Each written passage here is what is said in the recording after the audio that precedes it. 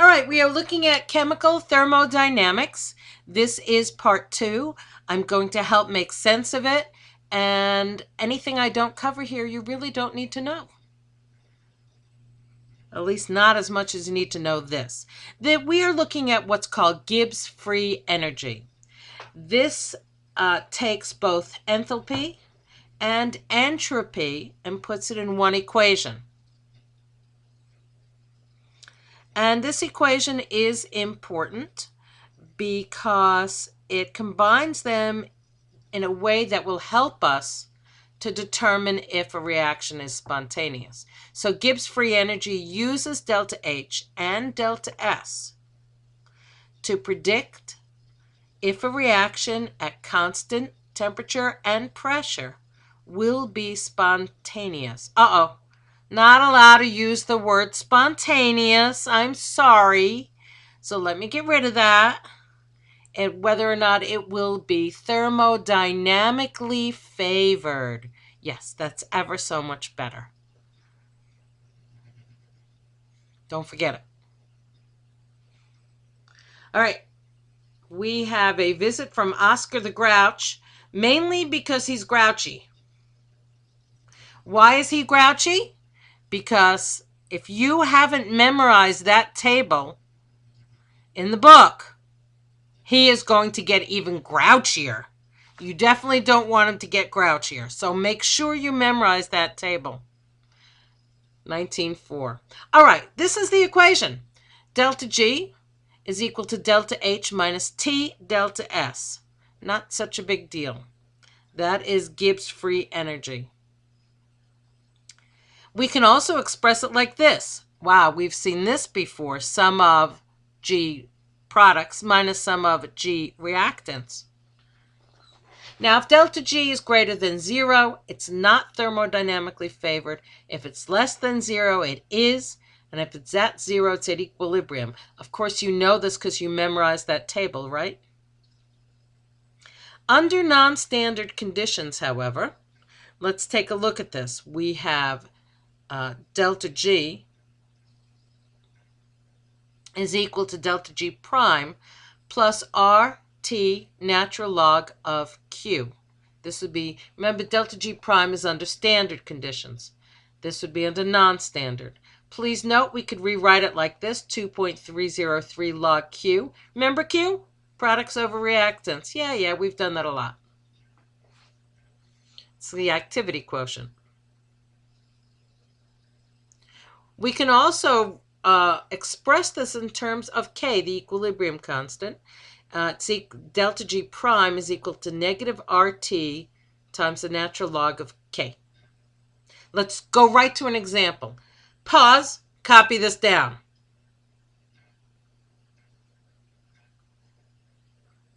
Now that you've copied it down, take out your textbook and turn to the back, and we're going to look at the appendices. I'm going to show you a table, and I want you to stop, and I want you to copy it and fill it in. Okay, here's the table. And I want you to stop now and fill this in.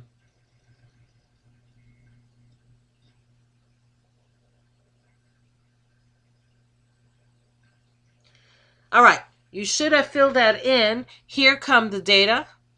Here it is. I filled it in as well. Make sure you have it on paper so you can follow this. It's a long process. Okay, so the first thing we're going to do is solve for delta G prime. Here's that equation. Equals delta H minus T delta S. You know, before we even start to solve for delta G prime, we actually need to solve for delta H. Using the table above, we can do that with this equation, and wow, this looks familiar. Delta H is equal to the sum of delta H products minus the sum of delta H reactants. Wow, just repeats itself, doesn't it? Plug in the numbers from the table. Make sure you use the coefficients. And here it is. Here comes the answer. So delta H is equal to negative 1.652 times 10 to the 6th joules. Great. What do you think we're doing now? Now we're going to solve for delta S. Again, the equation you should know. Delta S is equal to the sum of delta S products minus the sum of S reactants. Using what's on the table there, plug and chug. Do it, and here's the answer. It is equal to negative 543 joules per Kelvin. Alrighty, now I think that we can go back and solve for delta G prime. Plug these numbers in. Negative 1.652 times 10 to the 6th minus 298 times 543, and you will get negative 1.490 times 10 to the 6th joules. I think we're almost done. Now we're going to go back to that original equation, the one that has K in it, because that's what we're looking for. We have delta G now. So delta G prime, plug it in. Here it is.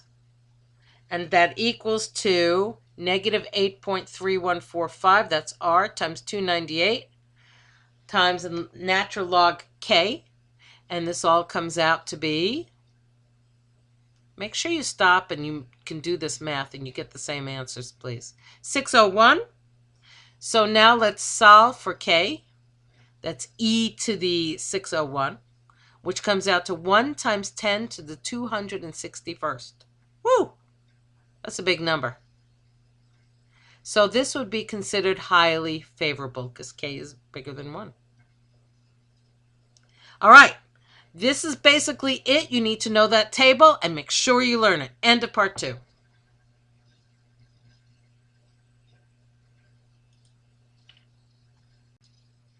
All right, we are looking at chemical